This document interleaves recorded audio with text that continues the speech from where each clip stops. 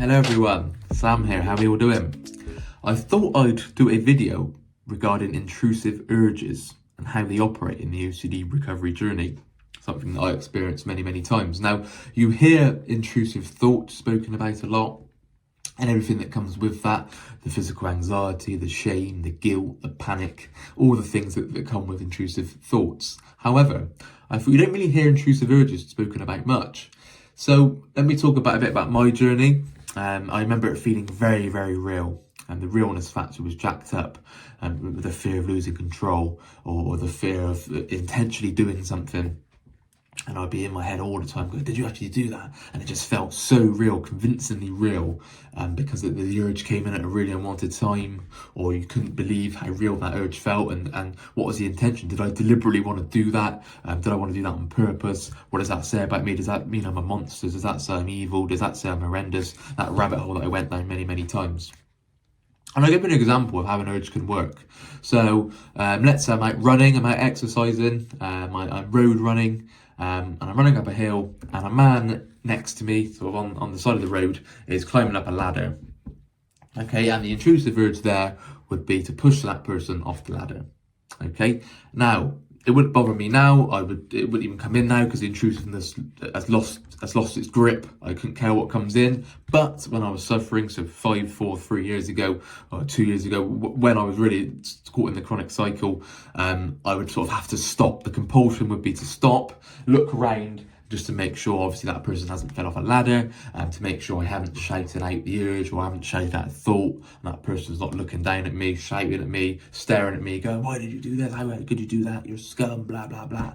Okay, so I'd have to get 100% certainty. I have to be just sure that that person didn't fall off a ladder, that you didn't do your urge, that it was just a thought, blah, blah, blah, that it was just an intrusive urge, nothing else, and I didn't deliberately want to do that, and I'd just go down that, analysing, the replaying it over and over again. How close were you to that ladder?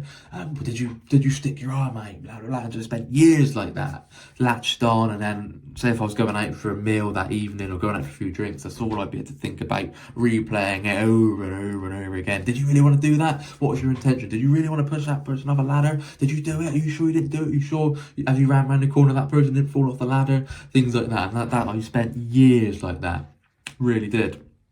And like I said, you see me how I am today, but that's how I was. If you can relate to that whilst you're watching this video, I was in your shoes. I understand and I experienced that firsthand of how real that felt, and utterly convinced within a second, just like that.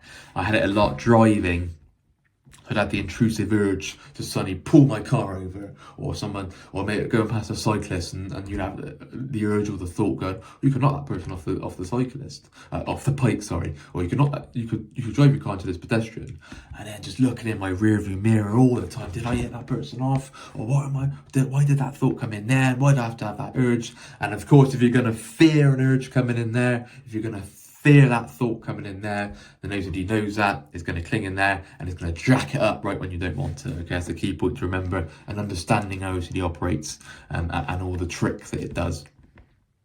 Okay, so the compulsion there would have been to stop driving, doing U-turns, sort of where I could turn around or go around a roundabout and just make sure that person was still walking. And that was the depth that OCD took me down, the sort of extreme that I went down with OCD.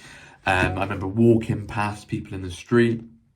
I was scared I was going to touch them. I was scared I was going to push them or hit them or nudge them or push them into the road and things like that. So what I would do, as I'd walk past, I'd either step out, or exaggerately step out, and just make sure I was nowhere near them, or I'd put my hands in my pocket and sort of try and zip my pockets up so my hands couldn't get out, just to make sure I wouldn't sort of act on an urge or act on the intrusive urge. Okay, and that's how really it felt. Okay, so I think you've got to look at intrusive urges like thoughts. Okay, just let it come in, to not engage. Don't perform the compulsion, even though how real that feels. You feel like there's no alternative. You feel like there's no choice other than to perform the compulsion. You feel by performing this compulsion now, that's going to keep me safe. That means I'm 100% not going to perform in this urge. But there's never any bloody guarantee there. Okay, if you're trying to get 100% certainty that this urge won't be performed on, then that's a bloody endless pursuit with OCD, because it'd be, what about this? It'd be doubting everything. Or no, you sure because you had this thought then? Or no, because you really wanted that then? Or no, your intention was to do that. No, you want to do that on purpose. Okay, so it's going to constantly doubt everything. So we have to become used to, even if we did perform that urge, yes, you really wish you didn't do that urge, but we have to become more accepting towards that. And remember, acceptance is an agreement, so you can strongly dislike something, you can strongly regret something, but you're not rating yourself. But that, I spoke about all these different things in other videos. But the main thing is, we're not engaging with that act, and we're breaking down our beliefs. Sorry, we're not engaging with that intrusive urge, so we're not trying to analyze it, we're not trying to work it out.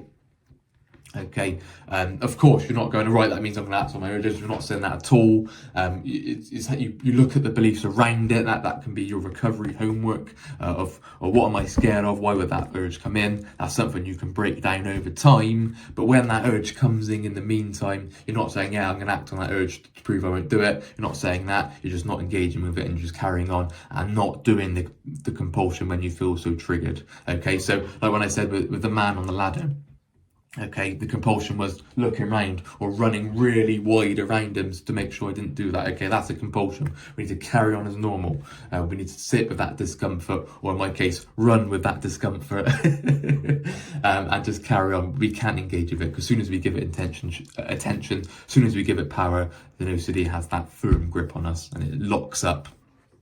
Okay, and that's why we go down that analysing cycle of replaying it over and over again. And remember, you are going to analyse it. So let's say you're going on holiday the next day after the intrusive urge, you might spend the holiday ruminating over it.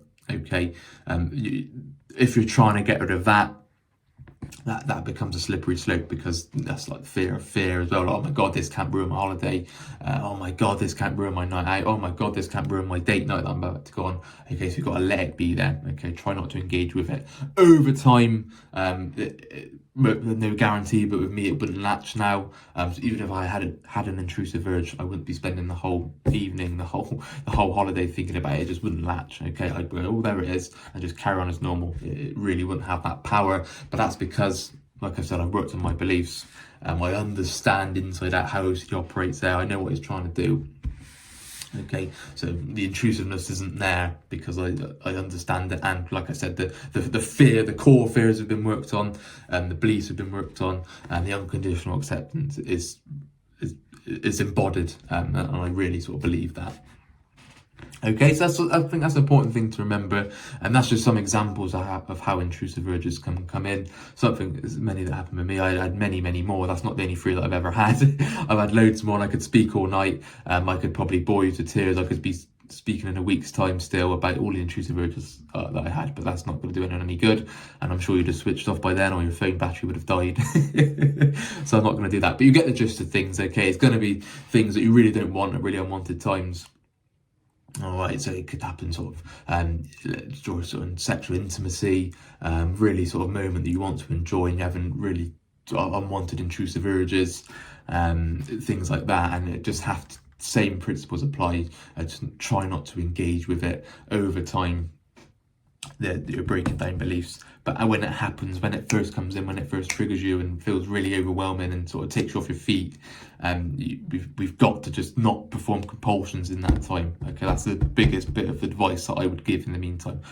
Don't do that compulsion, okay? Because if you're doing that compulsion, you're giving OCD the power, you're giving it the attention that it wants, and you're letting OCD call the shot. Okay, so let's say you're adjusting your lifestyle because of OCD or because of intrusive urges, or you're not. So when you're walking past someone in the street, you're having to cross the road because you don't want an intrusive urge. Now that is giving OCD the keys to your life, really, because it won't just stop there, because OCD will go, oh no, we'll do this, or no, and then before you know it, you'll be housebound, like I nearly was. I wouldn't say I was totally housebound, but I was pretty bad. Sort of trying to put off anything, any excuse. I know I can't do that. I even avoided things like going to football because I didn't want to be triggered. Just things like that, like things that I really enjoy is what I'm trying to say. I was seeing family, exercise, and I put off anything like that because I was scared I was going to get intrusive urge at that time. Okay, and remember, it's going to feel as real as it can possibly get. If it didn't feel real, I wouldn't be making this video now. It's a key point to remember. Okay, is that utterly convincing, the realness is so high where you can't tell the difference whether it's real or not. Okay, you wouldn't go, is that OCD? Is that a genuine urge? Okay, you're not gonna get certainty on that. OCD knows that it's gonna nestle just out of reach where you don't quite know. Bloody hell, is that real? Is that not? If you're trying to work that out, it's going down a rabbit hole. And you're, like I said, you're never gonna get 100% certainty on that. You just have to roll with that uncertainty. Okay, so I hope there's been quite a helpful video on intrusive urges. Like I said, there's been many more. There's example that I've used, so just stuff that I've used, just stuff that have happened to me. But if your urges have been different, that doesn't mean that you're an exception. That doesn't mean yours is real or yours is different. That's just how OCD operates. Okay, because I remember at times when I was really suffering, I'd be trying to sort of relate to someone and go, no, but you might have had that urge, but have you had this urge? Or no, you might have had that thought, but have you had this thought? And just things like that, trying to find the exact other person. Otherwise, that means it's real, that means you're the exception, blah, blah, blah. Okay, so that's what OCD is going to do. And that's the realness that it can do. And to a point where you can't tell the difference. Okay, so that's the key point to remember. Anyway, I hope you've enjoyed this video. If you have, please leave a like. If you're interested in our webinar one-to-one services, please email phil@ocdrecovery.com. If you haven't subscribed to the channel already, then please do so. Any suggestions, any video suggestions you'd like me to do, please leave a comment and I'll happily take a look. And I'll speak again. You take care. Bye-bye.